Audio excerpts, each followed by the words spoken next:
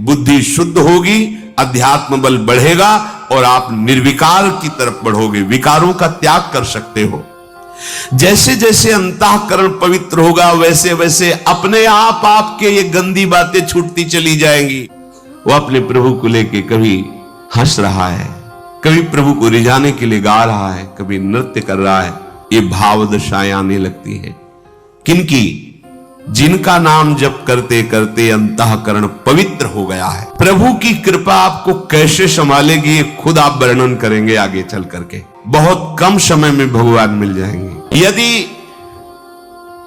इस जन्म में तुम हमारी बात मान गए तो दशा बदल जाएगी तुम्हारी। हम सर्व पापेभ्यो मोक्षयिष्यामि मा शुचा, कोई तुम्हारा बाल बांका नहीं कर सकता। भगवान अपनी गोद में बैठा लेंगे यदि तुमने हमारे प्रभु का आश्रय लेकर नाम जपना प्रारंभ कर दिया। कोई हृदय से ऐसा कहता है कि आज से मैं राधा कृष्ण की शरण में हूं, उसी क्षण से उसका मंगल विधान शुरू हो जाता है। तो पहले उपासक को, कोई भी हो, कैसा भी हो, कहीं का भी हो, आप व्यसन नहीं छोड़ पा रहे, नशा नहीं छोड़ पा रहे, गंदी बातें नहीं छोड़ पा रहे, चिंता मत कीजिए। जब आप बलशाली होंगे तो अपने आप ये सब छोड़ देंगे। बल क्या? श्री हरिवंश नाम बल लहो, तो अपने मन भाई सब कहो। जितना तुम नाम जप करोगे उतने तुम्हें अध्यात्म शक्ति प्राप्त होगी, अध्यात्म बल प्राप्त होगा और तुम जिस विषय को छोड़ना चाहोगे ऐसे छोड़ दोगे। जहां आप मन लगाना चाहोगे लगा सकते हो। आप देखिए, हृदय में देखिए, हम लोग इतने कमजोर हो चुके हैं। छोटे छोटे व्यसन, छोटी छोटी बातें, छोटी छोटी आदतें, ये हम नहीं छोड़ पा रहे। आज कसम खाते हैं, 4 दिन बाद फिर वही करने लगते। तो तुम्हारी कसम में इतनी सामर्थ्य नहीं कि रोक ले, नाम में सामर्थ्य है। जितना नाम जप करोगे बुद्धि शुद्ध होगी, अध्यात्म बल बढ़ेगा और आप निर्विकार की तरफ बढ़ोगे, विकारों का त्याग कर सकते हो। जैसे जैसे अंतःकरण पवित्र होगा वैसे वैसे अपने आप आपके ये गंदी बातें छूटती चली जाएंगी और आपका प्रभु से प्रेम हो जाएगा। जब प्रभु से प्रेम हो जाता है तो प्रभु दूर नहीं रहते। हां, बातें करते हैं, उपासक उनके साथ खेलता है, पर ये दूसरा नहीं जान सकता। वही जान सकता है जिसे जना दे, नहीं तो उसका एकांतिक खेल चलता रहता है प्रभु के साथ। वो अपने प्रभु को लेके कभी हंस रहा है, कभी प्रभु को रिझाने के लिए गा रहा है, कभी नृत्य कर रहा है, कभी उसका भाव लगा तो चिल्ला चिल्ला के रो रहा है, कभी समाधिस्थ जैसा पूर्ण कृतकृत्यता का अनुभव किए हुए शांत बैठा है। ये भाव दशाएं आने लगती है। किनकी? जिनका नाम जप करते करते अंतःकरण पवित्र हो गया है। जब तुम्हें नाम प्यारा लगने लगे, कैसा नाम प्यारा? कोई बोला राधा, ऐसा लगा जैसे अमृत पिला दिया गया हो, श्रवणेन्द्रिय से अमृत। राधा नाम सुधा रसम। आप जपिए तो फिर देखिएगा आपको कैसा नशा चढ़ता है इस नाम से, कैसा आपको परम सुख, कैसी बेपरवाही, कैसी मस्ती आती है इस नाम से। जब तक ऐसा हृदय में भाव ना आवे तब तक तुम्हें हठ करना पड़ेगा, जबरदस्ती जिद्दी स्वभाव रखना पड़ेगा। मन कह रहा है नहीं, ये देख लो, ये सुन लो, ये चख लो, ये छू लो, ये भोग लो, कुछ मैं सुनना, जिद्दी स्वभाव, राधा राधा राधा राधा। जैसे भी हो, अधिक से अधिक आप अपनी जिह्वा से नाम जप करें। प्रभु की कृपा आपको कैसे संभालेगी ये खुद आप वर्णन करेंगे आगे चल करके।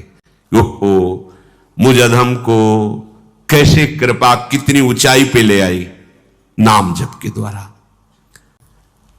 आप लोग चाह करें बहुत कम समय में भगवान मिल जाएंगे। जिन्होंने आर्त भाव से प्रेम में भरकर अब जिया नहीं जा रहा और राधा बोले तो श्री जी का साक्षात्कार हो जाए एक बार, पर उसी एक बार के लिए तो हम बार बार अभ्यास कर रहे हैं। भजन आपके हाथ की बात है। यदि आप एक एक नाम आंसुओं में डुबो करके जपोगे ना तो पता नहीं किस सेकंड में भगवान आपसे मिल जाए, किस सेकंड में। बिन रोए किन पाइया प्रेम प्यारा मीत, राधा राधा राधा, लाडली अब जिया नहीं जा रहा आपके बिना। तो फिर लाडली जो करुणा समुद्र है वो कृपा करके आपके मानस पटल पर पधारेंगी, हृदय रूपी निकुंज में खेलने लगेंगी, नेत्रों में समा जाएंगी। इसीलिए तो हमें निरंतर भजन करने का अभ्यास करना है। जितनी विधियां हैं, जितने निषेध हैं शास्त्रों में, ये करो ये ना करो, उन सब का फल है तुम्हारे हृदय में भगवत स्मृति जागृत हो जाए। संपूर्ण शास्त्रों के स्वाध्याय का ज्ञान का फल है भगवत स्मृति जागृत हो जाए। जैसे गीता जी पूरी सुनने के बाद अर्जुन जी ने कहा, नष्टो मोहा स्मृतिर्लब्ध्वा त्वत्प्रसादान मयाच्युतः। हे अच्युत, हे गोविंद, आपके कृपा प्रसाद से मोह नष्ट हो गया, अब स्मृति जागृत हो गई। स्मृति, हम लोग परिवार की स्मृति में, भोगों की स्मृति में मगन है। देख लो, स्मृति बिना प्रयास के होती है। हम परिवार के चिंतन के लिए पद्मासन लगा के नहीं बैठते, भोगों के चिंतन के लिए हम कोई चेष्टा नहीं करते। बिल्कुल बाह्य चेष्टा रहित अंदर में पूरा का पूरा चिंतन भोगों का, परिवार का, सुख सामग्रियों का जैसे चल रहा है, ऐसे जब भगवत स्मरण चलने लगे, तभी लिखा स्मरण मात्रेण जन्म संसार बंधनात् विमुच्यते। जिनका स्मरण मात्र जन्म और मरण के चक्र से छुटा देता, विमुच्यते। स्मरण, अनंत जन्मों में अनंत बार हमारे पति पत्नी पुत्र परिवार सब मिले, लेकिन कोई पास नहीं है। समझो, तो इस जन्म का भी तुम्हारे पास कोई नहीं रह गया। ये केवल एक जादू का तमाशा जैसा रच गया है, ये माया का तमाशा है। वो मायाधीश ऐसी माया रचता है। हम तुम तो बहुत छोटे बुद्धि वाले हैं, बड़े बड़े ज्ञानियों के चित्त को बलात् अपनी तरफ आकर्षित करके भ्रम पैदा कर दे, उसे कहते हैं माया। किसकी गोद में बैठकर आपका विस्मरण हो जाता है? माया की गोद में। तो किसके बल से बलवान है माया? आपके बल से। इसलिए जब तक आपका कोई आश्रय नहीं लेता, तब तक माया के चाल को समझ नहीं पाता है।